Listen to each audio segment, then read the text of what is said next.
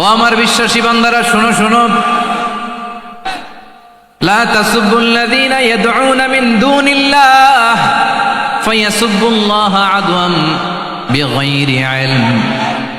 ও আমার বিশ্বাসী বান্দারা, যারা আল্লাহকে ব্যতি রেখে, আল্লাহকে বাদ দিয়ে অন্য উপাস্যকে ডাকে, দেবীর পূজা করে, দেবতাদের পূজা করে, তোমরা খবরদার তাদের গালি দিও না। আওয়াজ করে বলেন, কি দিও না? আল্লাহ বলেন, ও বিশ্বাসীরা শোনো, যারা আল্লাহকে বেছে রেখে দেব দেবীর পূজা করে, অন্য উপাস্যের পূজা করে, তাদেরকে ডাকে, ওই দেবতাদেরকে তোমরা গালি দিও না। যদি ওই দেবতাদেরকে গালি দাও, তাহলে ভুলবশত, শত্রুতাবশত তারা তোমাদের রব আল্লাহকে গালি দেবে, ঠিক কিনা? তোমরা যদি তাদের দেবতাদের গালি দাও, ওরা রেগে তোমার আল্লাহরে গালি দিবে, তাহলে আল্লাহরে গালি খাওয়ানোর কারণ হয়ে গেলাম আমি, ঠিক কিনা বলেন? রব্বুল আলামিন বলেন, খবরদার বিশ্বাসীরা, আল্লাহ ছাড়া যারা অন্যান্য উপাস্যদেরকে ডাকে, দেবতাদেরকে ডাকে, তাদেরকে তোমরা গালি দিও না। ওই সমস্ত দেবতাদেরকে যদি তোমরা গালি দাও, তাহলে তারা আল্লাহকে গালি দিবে, ঠিক কিনা বলেন? আমরা দেবতাদের গালি দিলে ওরা আল্লাহকে গালি দিবে।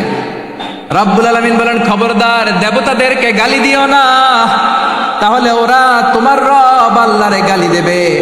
প্রতিটি জাতির জন্য তাদের কাজকে আমি আল্লাহ সুশোভিত করে রেখেছি, তারা সবাই একদিন আমার কাছেই ফিরে আসবে। এরপর আমি রব্বুল আলামিন তাদের আমলনামা তাদেরকে জানিয়ে দেব। সুবহানাল্লাহ পড়ে। প্রিয় ভাইয়েরা, আল্লাহ তাআলা বলেছেন, খবরদার গালি দিও না।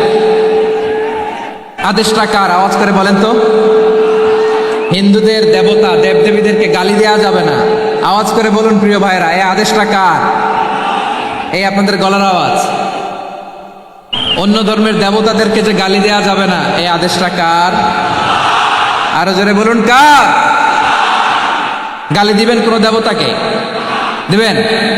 যদি দেন, তাহলে ওরা আল্লাহরে গালি দিবে। তাহলে আল্লাহরে গালি খাওয়াইলো কে? আপনি, ঠিক কিনা বলেন? আমি আল্লাহকে গালি খাওয়ানোর কারণ হলাম, কারণ আমি যদি গালি না দিতাম, ওরা আমার রবকে গালি দিত না। আওয়াজ করে বলেন, ঠিক কিনা? Peaceful coexistence and communal harmony, শান্তিপূর্ণ সহাবস্থান এবং সাম্প্রদায়িক সম্প্রীতি। আমাদের বাংলাদেশে সাম্প্রদায়িক সম্প্রীতি আছে না নাই? আবহমান কাল থেকে আমরা মুসলিম, হিন্দু, বৌদ্ধ, খ্রিস্টান, পাহাড়ি, নৃগোষ্ঠী মিলেমিশে একাকার, আমরা সবাই মিলে বাংলাদেশ। আওয়াজ করে বলেন, ঠিক কিনা?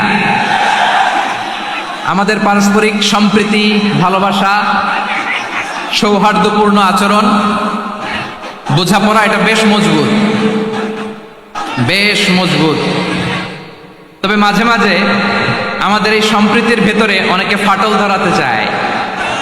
আমরা যে সুখে আছি, শান্তিতে আছি, এটা অনেকের ভালো লাগে না, ঠিক কিনা বলেন? আমাদের মধ্যে সাম্প্রদায়িক সম্প্রীতি, সৌহার্দ্যপূর্ণ আচরণ, ভালোবাসা, এটা আবহমান কাল ধরে আছে। তার প্রমাণ, আমরা তাফসিরুল মাহফিলের আয়োজন করলে আমাদের হিন্দু ভাইরা ডিস্টার্ব করে না, ঠিক কিনা?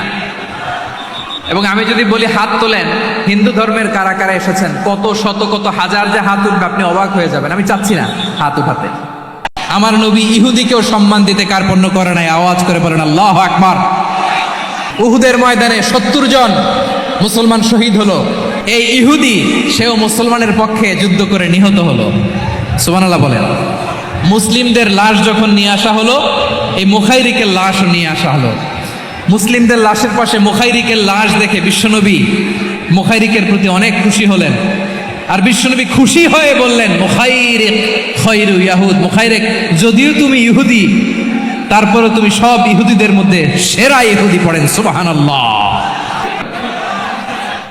So it's our responsibility to present our religion to our non-Muslim brothers and sisters. আমাদের অমুসলিম ভাই বোনদের কাছে ইসলামের সৌন্দর্য তুলে ধরা, এটা আমাদের দায়িত্ব। We all are the ambassador of Islam. আমরা প্রত্যেকে দায়িত্বশীল, আমরা প্রত্যেকে এক একজন ইসলামের অ্যাম্বাসেডর। আলহামদুলিল্লাহ বলেন। এজন্য এমন ভাবে দ্য বিউটি অফ ইসলাম, ইসলামের সৌন্দর্য আমাদেরকে ফুটিয়ে তুলতে হবে, যাতে করে নন মুসলিমরা শাহাদা পড়ে, কালিমা পড়ে মুসলমান হয়ে যায়। অনেক নন মুসলিম ভাই বোন আমাদের হাতে শাহাদা পড়ে কালিমা পড়ে মুসলমান হয়েছে অনেক। তো আমরা যেন ইসলামের বিউটিটাকে তুলে ধরতে পারি এবং এই যে সম্প্রীতি এটাকে যেন আমরা অটুট রাখতে পারি। আদতে আদতে বাংলাদেশের ইতিহাস বলে আমাদের দেশে কোনো দাঙ্গা নাই, আছে? লালমনিরহাটের ভাইয়ের আওয়াজ করে বলেন, আমাদের দেশে হিন্দু মুসলিম দাঙ্গা আছে? আমরা ভাই ভাই, আওয়াজ করে বলুন তো আমরা কি ভাই ভাই। কিন্তু কিছু দুষ্ট লোক আছে, তারা আমাদের সম্পর্কের মধ্যে ফাটল ধরাতে চায়, ঠিক কিনা বলেন? মাঝে মাঝে ঝগড়া লাগাতে চায়। দেখবেন পত্রপত্রিকায় দেখা যায় বিভিন্ন ধর্মীয় উপাসনালয়গুলোতে হামলা চালানো হয়, এগুলো রাজনৈতিক উদ্দেশ্য প্রণোদিত, এগুলোর সাথে ইসলামের কোনো সম্পর্ক নাই। এই জন্য এই দুর্বৃত্তদের ব্যাপারে আমাদের সাবধান থাকতে হবে।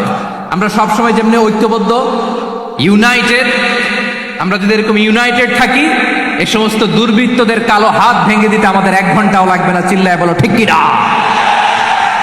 আমরা সংঘবদ্ধ থাকবো। এই যে আমাদের পিসফুল কোএক্সিস্টেন্স, শান্তিপূর্ণ সহাবস্থান। হিন্দুরা পূজা করে, যেদিন হিন্দুদের পূজা অনুষ্ঠান আমরা ওই দিন তাফসির মাহফিল করি না, ঠিক কিনা বলেন? যেদিন আমাদের তাফসিরুল কোরআনের প্রোগ্রাম, ওই দিন আমাদের হিন্দু ভাইরা ডিস্টার্ব করে না। সুবহানাল্লাহ। হিন্দুদের পূজা অনুষ্ঠানে মাদ্রাসার ছাত্র যে পাহারা দেয়, গোটা বিশ্বে এরকম দৃষ্টান্ত নজির বিরল, ঠিক কিনা বলেন?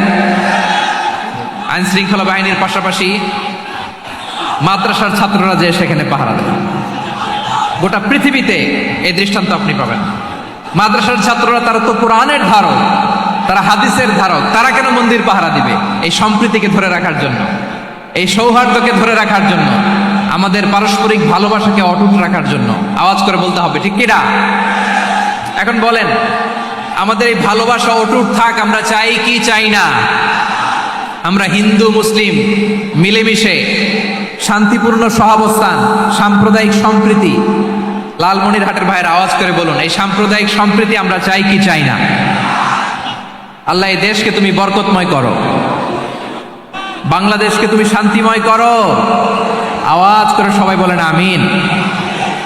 এই জায়গাটাতে সামান্য একটু আওয়াজ হচ্ছিল, এটাও থেমে গেছে, আলহামদুলিল্লাহ আলহামদুলিল্লাহ। এখন একেবারে everything is in my control, মাশাআল্লাহ। ঠিক আছে, আমি মূল আলোচনায় যাই। প্রিয় ভাইরা, আমি বলেছিলাম আমার আলোচনার বিষয় হচ্ছে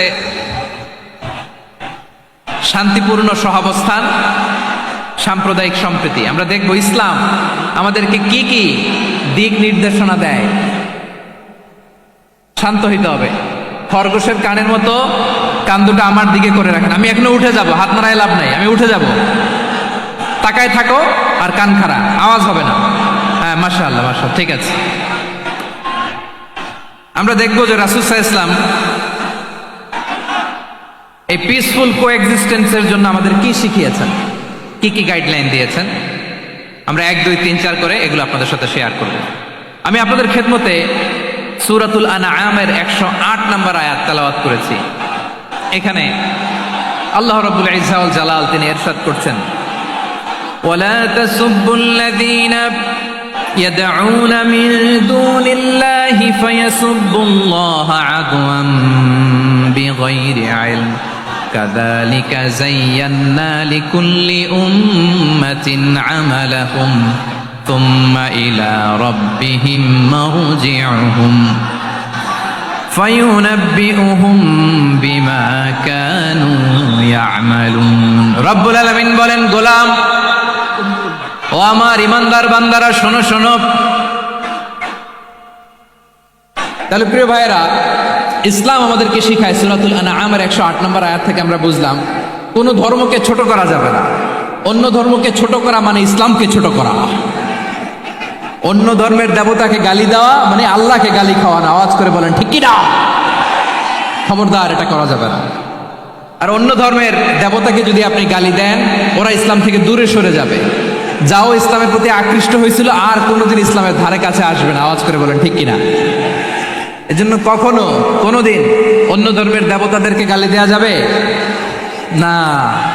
অন্য ধর্মের কোনো দেবতাদেরকে আমরা গালি দিব না, গালি দিব না, বরং ইসলামের beauty, the beauty of Islam, ইসলামের সৌন্দর্যকে আমরা তুলে ধরবো। আমরা যদি বিশ্বনবী সাল্লাল্লাহু আলাইহি ওয়াসাল্লামের জীবনের দিকে তাকাই, তাহলে আমি দেখব বিষ্ণু ইসা ইসলাম মক্কাতে কিংবা মদিনাতে অন্য ধর্মের লোকদের সাথে খুব পিসফুলি লাইফ লিড করেছেন।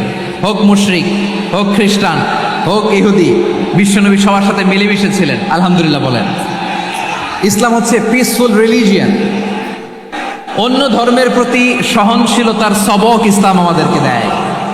কিন্তু প্রতিটি মুসলিমের এটা মনে রাখতে হবে, আল্লাহর কাছে পছন্দনীয় গ্রহণযোগ্য ধর্ম জীবনাদর্শ একটি, সেটা হচ্ছে ইসলাম। আওয়াজ করে বলেন সেটা কি? লালমনিরহাটের ভাইয়েরা আওয়াজ করে বলুন, আল্লাহর কাছে মনোনীত ধর্ম একটি, সেটা কি? এজন্য রব্বুল আলামিন বলেন, ইন্নাদ-দীনা ইনদাল্লাহিল ইসলাম, আল্লাহর কাছে মনোনীত গ্রহণযোগ্য অ্যাকসেপ্টেড ধর্ম মতাদর্শ একটা, সেটা হলো ইসলাম। ইসলাম ছাড়া অন্য কোনো ধর্ম যদি কেউ তালাশ করে, তার ওই ধর্ম আল্লাহ গ্রহণ করবে না। ওমাই ইয়াবতাগি গায়রাল ইসলামি দীনান ফালাই ইউকবালা মিন ওয়া হুয়া ফিল আখিরাতি মিনাল খাসিরিন।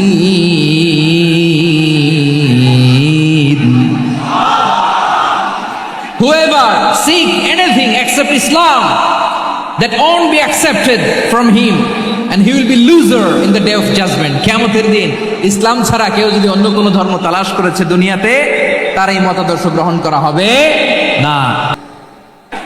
তো বিশ্বনবী সাল্লাল্লাহু আলাইহি ওয়াসাল্লাম মক্কাতে কিংবা মদিনাতে খুব পিসফুলি এক্সিস্ট করেছেন, যে কোনো ধর্মের সাথে মিলেমিশে চলেছেন। তার প্রমাণ আমরা যদি রাসূল সাল্লাল্লাহু আলাইহি ওয়াসাল্লামের বায়োগ্রাফির দিকে তাকাই, তাহলে দেখব তিনি মুশরিকদের সাথে পিস ট্রিটি করেছেন, শান্তি চুক্তি, পিস ট্রিটি, পিস এগ্রিমেন্ট।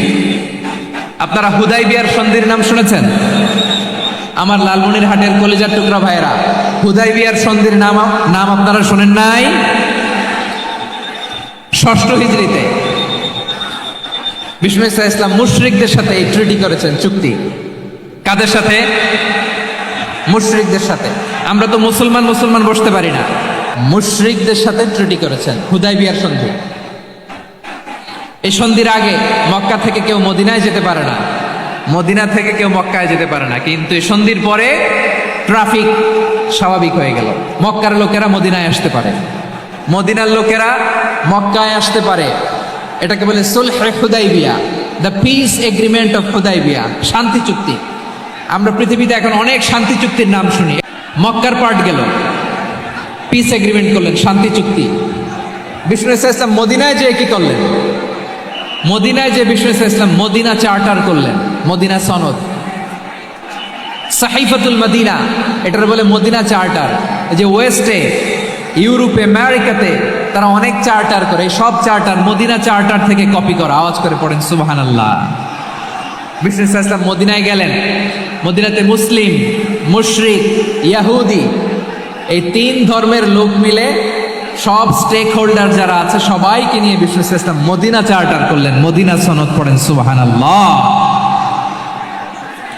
শুধু তাই নয়, মক্কাতে বিশ্বনবী পিস এগ্রিমেন্ট করলেন, শান্তি চুক্তি মুশরিকদের সাথে।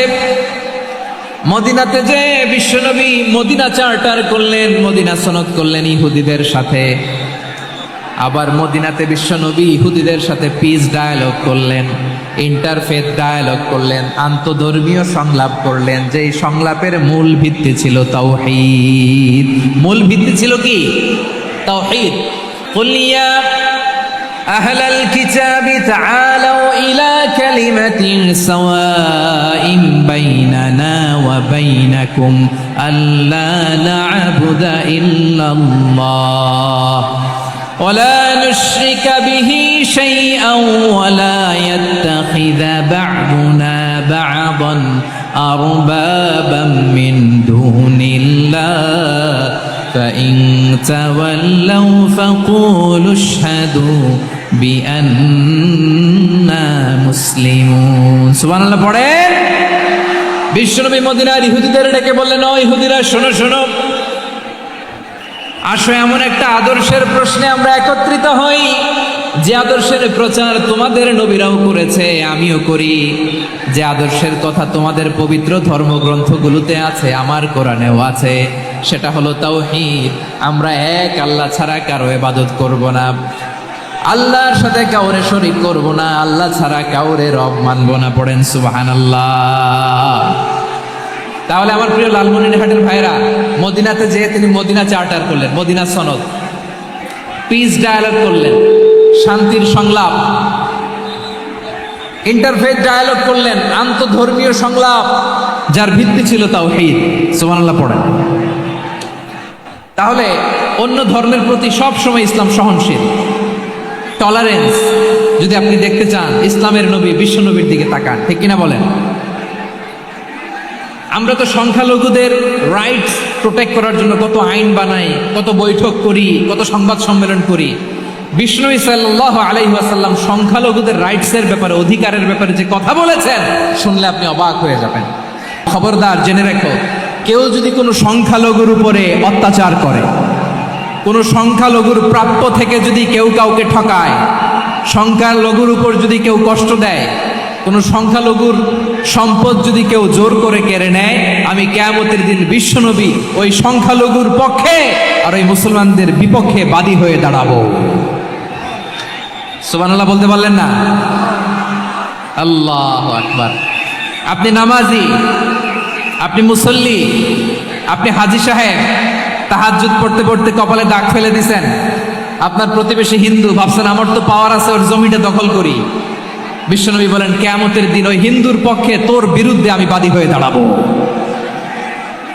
বিশ্বনবী বলেন কোন সংখ্যালঘুর উপর যদি কেউ আক্রমণ করে, তার প্রাপ্য তাকে না দিয়ে যদি তাকে ঠকায়, তার উপর জুলুম করে, তার সম্পদ যদি কেড়ে নেয়, আমি নবী, তুমি মুসলিম হইতে পারো, মুসল্লি হইতে পারো, তার পক্ষে, তোমার বিপক্ষে আল্লাহর দরবারে বাদী হয়ে দাঁড়াবো।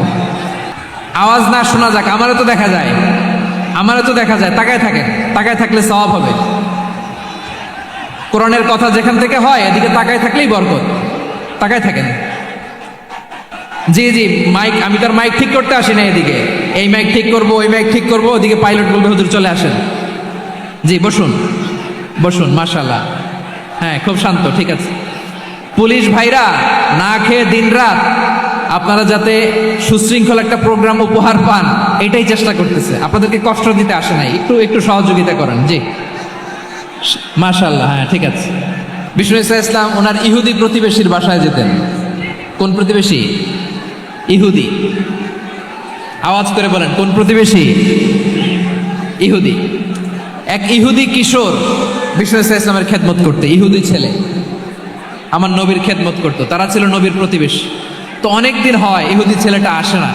বিষ্ণুনবী খোঁজ দিলেন, ঘটনা কি? একটা ইহুদি ছেলে না আমার খেদমতে আসতো, ছেলেটা কই? খোঁজ নিয়ে জানলেন ছেলেটা অসুস্থ। বিষ্ণু ইসলাম ওই ইহুদির বাড়িতে চলে গেলেন ওই ছেলেটাকে দেখা করার জন্য, ভিজিট করার জন্য। সুবহানাল্লাহ পড়বেন না? গেলেন, যে দেখে ইহুদি ছেলেটা মুমূর্ষ, জান জান যায় যায় ভাব, বিছানায় পড়ে আছে, তার বাবা দাঁড়ানো। বিশ্বনবী তার মাথার পাশে বসলেন, মাথায় হাত বুলিয়ে দিলেন, আর ছেলেটাকে বললেন আসলিম, হে ইহুদি ছেলে, আসলিম, ইসলাম ধর্ম গ্রহণ করো। তো ছোট্ট ছেলে ভাবে আমরা ইহুদি, এখন ইসলাম ধর্ম গ্রহণ করলে আব্বা যদি বকা দেয়, ফানাযারা ইলা ওয়াজহি আবি, ছেলেটা তার বাবার চেহারার দিকে তাকালো, দেখি আব্বা কি কয়। আব্বা যদি বলে তাইলে ইসলাম ধর্ম গ্রহণ করবে। ইহুদি ছেলেটা তার বাবার দিকে যখন তাকালো, ওর বাবা বলে আতি আবুল কাসিম, আবুল কাসিম যা বলে তাই করো। তো বিষ্ণু ইসলামের বড় ছেলের নাম ছিল কাসেম। ইহুদি বাবা বলল আতি আবুল কাসিম, আবুল কাসেম যা বলে তাই শোনো, মানে মোহাম্মদ যা বলে তাই শোনো। এই কথা শুনে ছেলে সাহস পাইছে, ছেলে আবার পড়তে আরম্ভ করলো আশহাদু আল্লাহ ইলাহা ইল্লাল্লাহ ওয়া আশহাদু আন্না মুহাম্মাদার রাসূলুল্লাহ। পড়েন আল্লাহু আকবার। বিশ্বনবীর আহ্বান শুনে ওই আহ্বানে সাড়া দিয়ে ইহুদি ছেলে শাহাদা পড়ে মুসলমান হয়ে গেল। তার হৃদয়টারে ইমানের নূর দিয়ে আলোকিত করে দিল কে? প্রিয় ভাইরা, এবার রাসূল সাল্লাল্লাহু আলাইহি ওয়াসাল্লাম বের হয়ে আসলেন ঘর থেকে, আর বললেন আলহামদুলিল্লাহিল্লাযী আনকাযাহু মিনান নার। প্রশংসা সে আল্লাহর, যে আল্লাহ জাহান্নামে চলে যাচ্ছিল প্রায় এমন একটা লোককে মুহূর্তের মধ্যে কালেমায়ে শাহাদাতের বদৌলতে জান্নাতি বানায় দিলেন। আওয়াজ করে পড়েন সুবহানাল্লাহ। এই হাদিস থেকে আমরা কি শিখলাম? What is the moral of the story? এক নাম্বার স্টোরি হলো, প্রতিবেশী ইহুদি হোক হিন্দু হোক, যাবেন, সুসম্পর্ক রাখবেন, উপহার দিবেন, বিপদে পাশে দাঁড়াবেন। তাইলেই তো আপনাদের প্রতি, মুসলমানদের প্রতি তারা আকৃষ্ট হবে, ঠিক কিনা বলেন?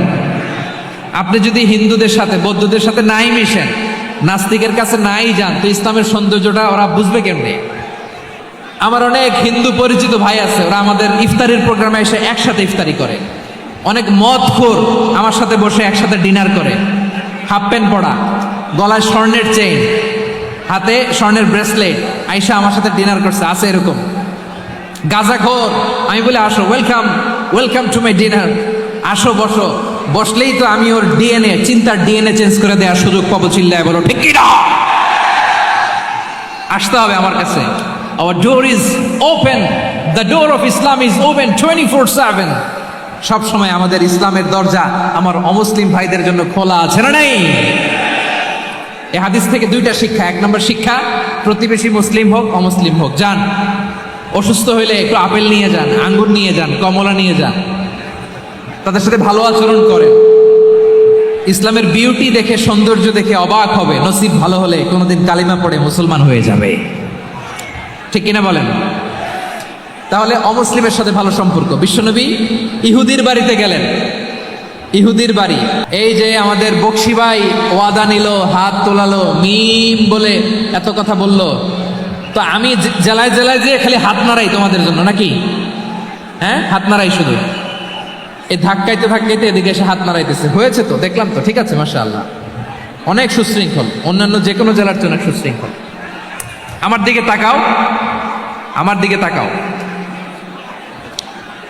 ঠিক আছে, এই যে দাঁড়িয়ে আছে, একটা ছেলে নড়ে না, দেখছেন? মাশাআল্লাহ মাশাআল্লাহ মাশাআল্লাহ। হ্যাঁ, এইভাবেই। আর কয়েকটা মজাদার কথা আছে, শোনো। এই হাদিস থেকে আমাদের শিক্ষা হলো, আমার প্রতিবেশী যেই ধর্মের হোক আমি সম্পর্ক রাখবো। অসুস্থ হলে যাব, কি বলেন ভাইরা? যাবেন না? যাবেন না আপনারা?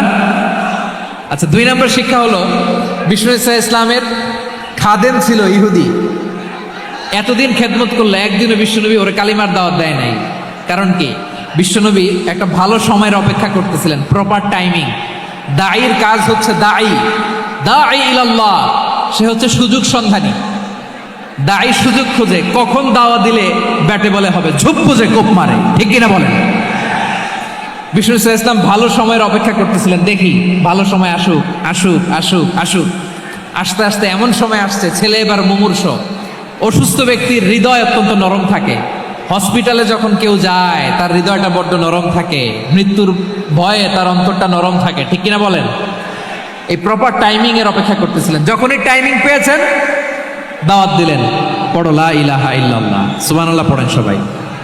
তাহলে ইসলাম অমুসলিম প্রতিবেশীর সাথে ভালো আচরণ করতে বলে। যেই মা আপনারে 9 মাস 8 মাস পেটে ধারণ করলো, আপনার মায়ের নার ছেঁড়া ধন আপনি ওই মারে বাদ দিতে পারবেন? যে মায়ের বুকের তাজা দুধ খেয়ে আপনি আজকে বাড়ন্ত তাজা তরতাজা, ওই মারে বাদ দেওয়া যাবে?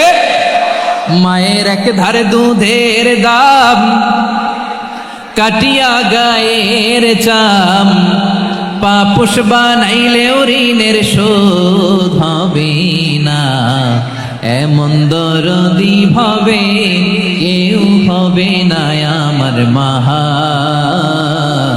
গো। মায়ের এক ধারে দুধের দাম, কাটিয়া গায়ের চাম, পাপুষ বানাইলেও ঋণের শোধ হবে না, এমন দরদি হবে কেউ হবে না আমার মাহা গো, ঠিক কিনা? অবধারিত 2টা ভার্ডিক তোমাদের জন্য, এক আল্লাহর ইবাদত করবা আর মা বাবার প্রতি ইহসান করবা। আদেশটা কার? মা বাবার প্রতি ইহসান করতে হবে। আমার মা হিন্দু হোক ভালো আচরণ করতে হবে, বৌদ্ধ হোক ভালো আচরণ করতে হবে। আমার যে সমস্ত হিন্দু ভাইয়েরা মুসলিম হয়েছে, তোমাদের মা বাবা এখনো মুসলমান হয় নাই, তাদের সাথে ভালো আচরণ করতে হবে। আপনাদের খেদমত নিজে করতে হবে অথবা খেদমতের ব্যবস্থা করাই দিতে হবে। মান্থলি যে খরচ লাগে এটা দিতে হবে। আরে তুমি এখন মুসলিম, তোমার মা বাবা হিন্দু, এখনই তো সুযোগ ইসলামের সৌন্দর্য দেখানো। এখন মা বাবা যদি দেখে আরে এটা হিন্দু থাকতে তো বদমাইশ ছিল, বেয়াদব ছিল, কি এমন ধর্ম সে গ্রহণ করলো যেটা গ্রহণের সাথে সাথে সে পাল্টে গেল? কি এমন ধর্ম সে গ্রহণ করেছে যেটা তার জীবনকে আলোকিত করে দিয়েছে? নসিব ভালো হইলে তারাও কালিমা পড়ে মুসলমান হয়ে যাবে।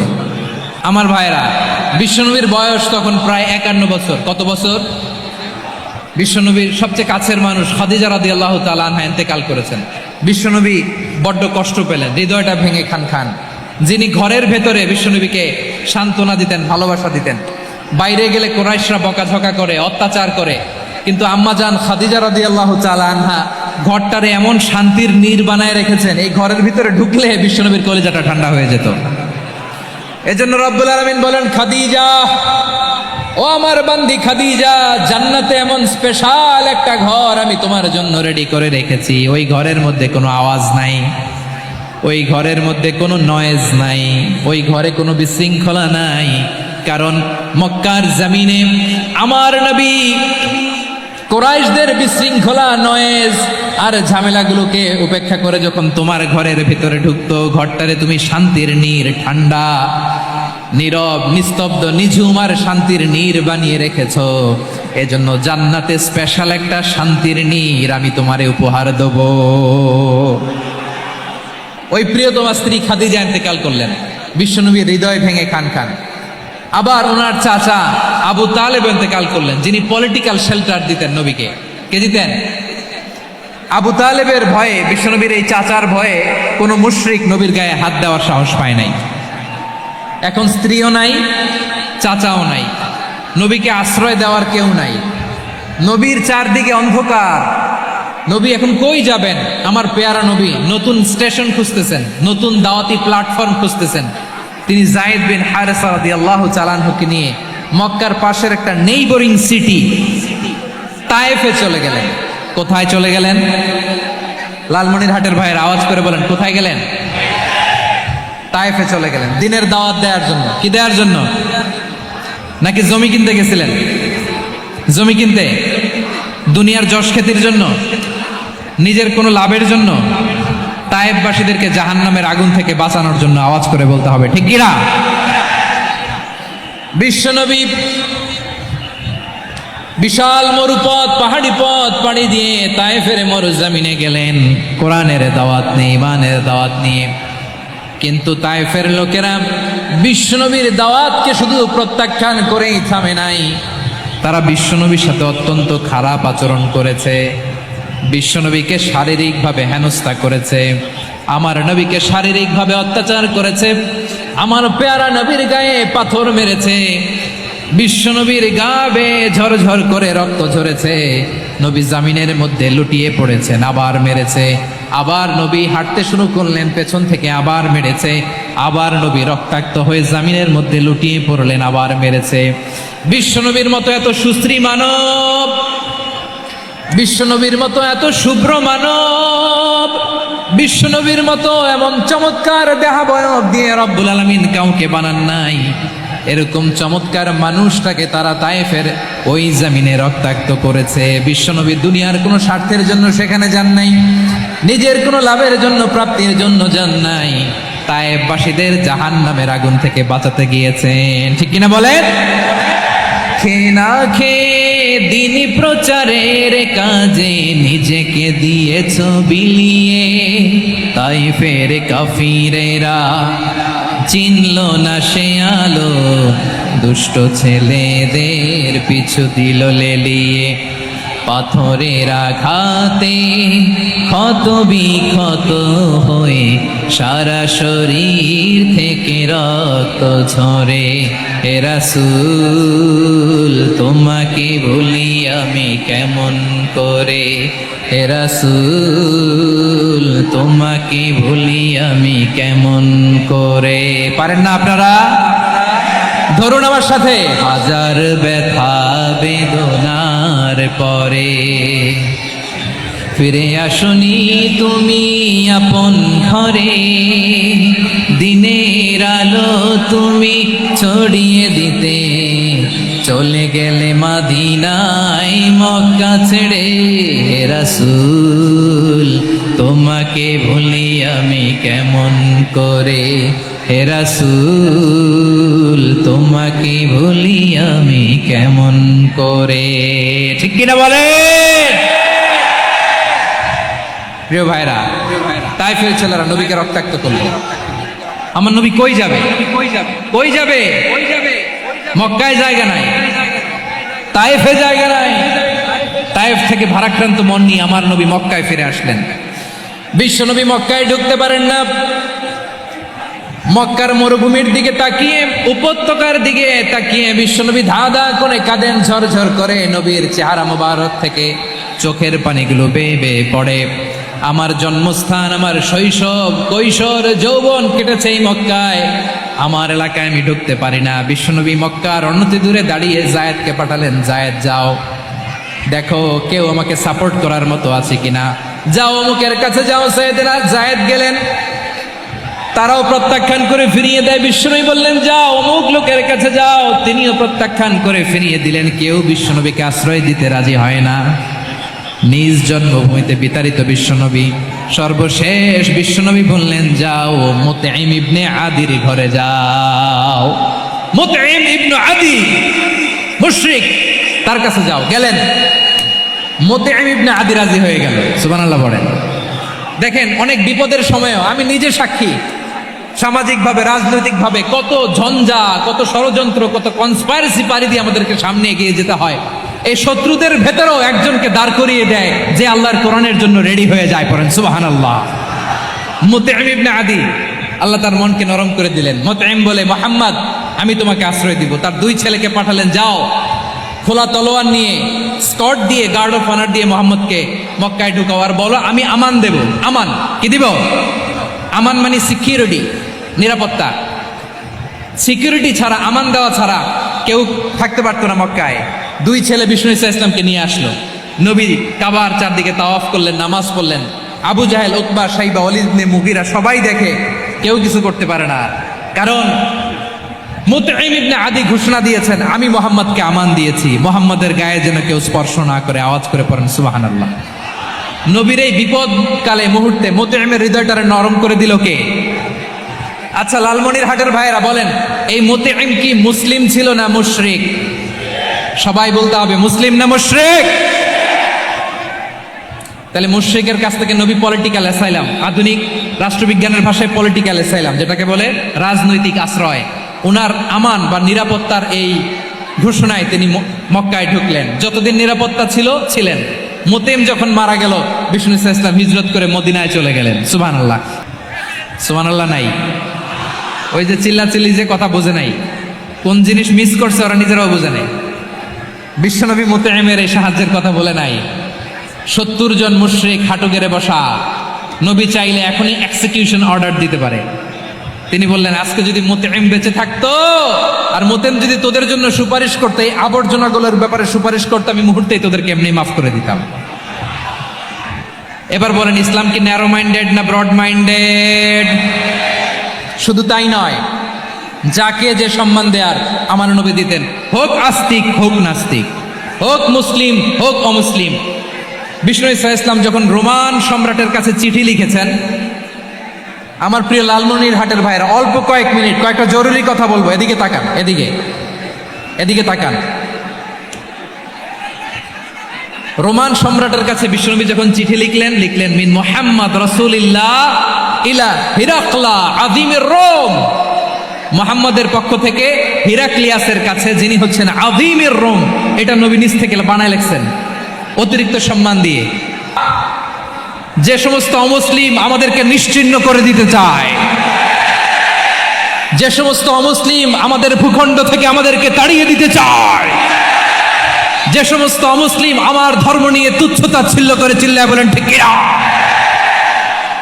তারা আমাদের শত্রু। সাধারণ অমুসলিমরা আমার শত্রু নয়। এই যে হিন্দুরা থাকে এরা আমার ভাই, বৌদ্ধরা আমার ভাই, খ্রিস্টানরা আমার ভাই, ইহুদিরা আমার ভাই।